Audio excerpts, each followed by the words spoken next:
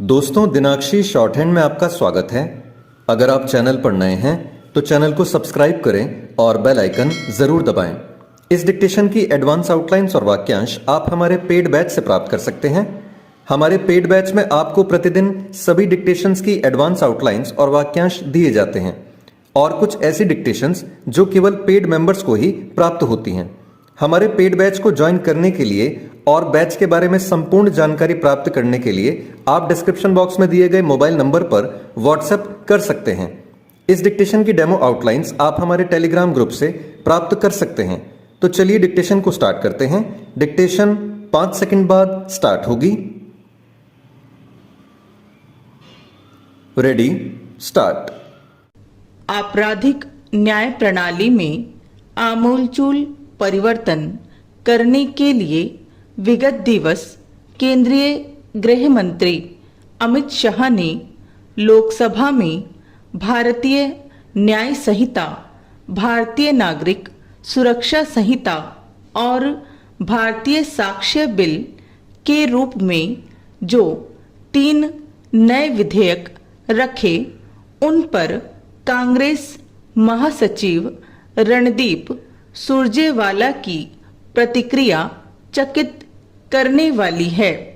पता नहीं कैसे वह इस नतीजे पर पहुंच गए कि आपराधिक न्याय प्रणाली में व्यापक बदलाव के लिए जो विधेयक लाए गए हैं वे बिना किसी गहन विचार विमर्श के ही ले आ गए। ऐसा लगता है कि उन्होंने लोकसभा में गृह मंत्री के भाषण को या तो सुना नहीं या फिर जानबूझकर समझा नहीं। गृह मंत्री ने स्पष्ट तौर पर यह रेखांकित किया था कि इन 3 विधेयकों को तैयार करने की प्रक्रिया 2019 में ही शुरू हो गई थी और इसके तहत सुप्रीम कोर्ट के सभी न्यायाधीशों, देश के सभी उच्च न्यायालयों के मुख्य न्यायाधीशों तथा समस्त विधि विश्वविद्यालयों को पत्र लिखकर उनके सुझाव मांगे गए थे। इसके उपरांत 2020 में सभी सांसदों, मुख्यमंत्रियों, राज्यपालों आदि को भी इसी आशय से पत्र लिखे गए थे। पिछले 4 साल में इन विधेयकों के मसौदे पर गहन चर्चा हुई और इस क्रम में 150 से अधिक बैठकों में गृह मंत्री स्वयं उपस्थित रहे। यदि इस पूरी प्रक्रिया को गहन विचार विमर्श नहीं कहा जाएगा तो फिर कैसे कहा जाएगा?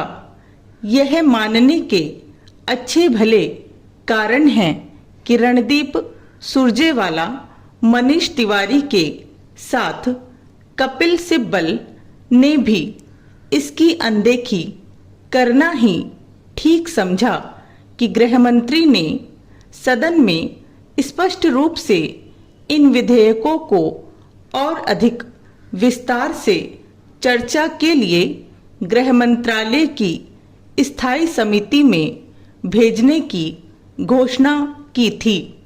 अच्छा होता कि कांग्रेस के नेता व्यर्थ की बयानबाजी करने के बजाय अपने उन सांसदों को इन विधेयकों के संदर्भ में ठोस सुझाव देने के लिए कहते, जो स्थायी समिति के सदस्य हैं। गृह मंत्री की ओर से प्रस्तुत किए गए तीनों विधेयकों पर व्यापक विचार विमर्श के अभाव की शिकायत विरोध के लिए विरोध की राजनीति का ही परिचायक है। कहने को तो विपक्षी नेता, विशेष रूप से कांग्रेस, यह दावा करती है कि वह सत्ता पक्ष को सकारात्मक सहयोग देने के लिए तैयार है, लेकिन पिछले कुछ वर्षों में शायद ही ऐसा कोई अवसर रहा हो जब संसद के भीतर अथवा बाहर कांग्रेसी नेताओं ने वास्तव में रचनात्मक सहयोग का परिचय दिया हो। राष्ट्रीय महत्व के मामलों पर सकारात्मक रवैया अपनाने से इनकार करना जानबूझकर की जाने वाली नकारात्मक राजनीति ही है। दुर्भाग्य से कांग्रेस समेत अन्य अनेक विपक्षी नेता घोर नकारात्मकता से ग्रस्त हैं।